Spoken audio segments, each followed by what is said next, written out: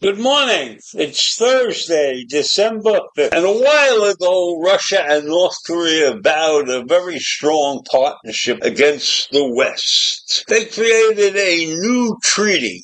And in this treaty, it formalized the two countries' level of military and diplomatic cooperation. And Putin and North Korean leader Kim Jong-un signed this comprehensive strategic partnership after their summit last year in Pyongyang, whatever that town is called. And in a press conference following the meeting, Putin said the agreement includes the provision and mutual assistance in case of an aggression against one of the signatories. And that means that Putin's Russia and Yong-un's Korea, North Korea, are joined together to defend one another when the situation is called for. And North Korea had a previous agreement with the Soviet Union. When the Soviet Union went kaput in 2000, that was the end of the treaty with the former nation, and they created a lower level treaty with Russia. And Putin called the new treaty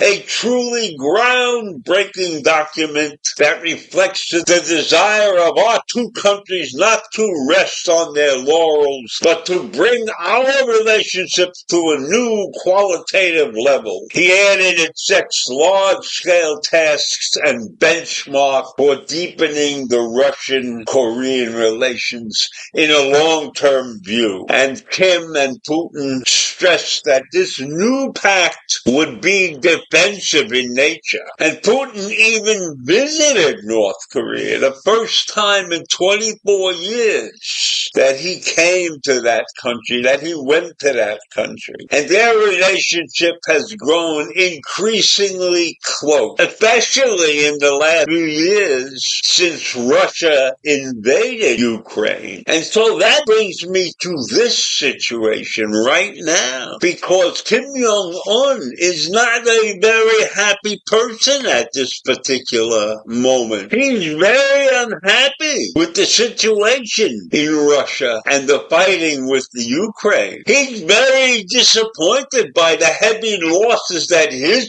troops have suffered in a very short time on the front lines alongside the so-called Russian forces. Now, maybe Kim thought it was going to be a breeze hopping in there against a nation that's a quarter of the size of Russia. But Kim has underestimated the fortitude and the defense that Ukraine has put up against Russia. And the Kremlin insider made these revelations in a post on Telegram, adding that the North Korean leader is reportedly unwilling to send additional troops to Moscow. So now Kim recognizes the fact that he made a big mistake sending troops to Russia. He underestimated the intense nature of the defense that Ukraine has developed against Russia. And this source of information claimed that despite the eternal friendship and full support for Russia in the war against Ukraine, Kim Jong-un does not plan to increase the amount of aid provided in the near future. The leader of North Korea is dissatisfied with how the North Korean military is used at the front and the large number of casualties that has caused his troops. He probably thought he's going over there, he's going to jump on the back of the big parade, and then they're going to have a great celebration. But that's not what's happening. Kim Jong-un must take major responsibility for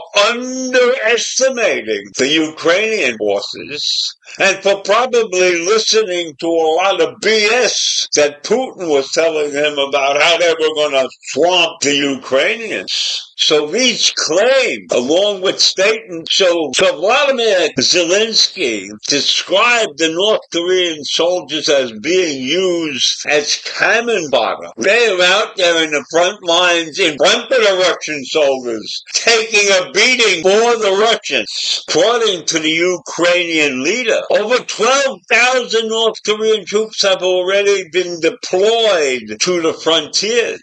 I thought there were only 3,000 or 4,000 there, but there's 12,000 North Koreans there. This number could grow. This number may get bigger. That's according to the Ukrainian ambassador to South Korea, Dmitry Peremenko. He's suggesting that it might reach 100,000 this year. But not based upon what I hear, because Kim Jong-un is very dissatisfied. Now, does he have the cojones to pull his army out and leave Russia hanging in the dust? I don't know if that's a possibility. But it certainly is a possibility that he's not going to add to the 12,000 that are fighting right now, if there's 12,000 still left there. So this is a shitty situation that Kim Jong-un put himself in, aligning himself with Putin, thinking that Putin was going to be the great man that once he was, or might have been, or once Russia was. Russia's a third-class country now, and Kim Jong-un should recognize that act, and he should desert that, but he can't do that. He's trapped. And maybe this war will end because Kim Jong-un decides that he's not going to send any more troops over there. So it's something that we will have to watch very closely in the coming days and weeks. Will North Korea stick it out to the bitter end? And the bitter end could be years from now, the way it's going. So I think that Russia has a big problem on their hands. How can they hold a dissatisfied dictator like Kim Jong-un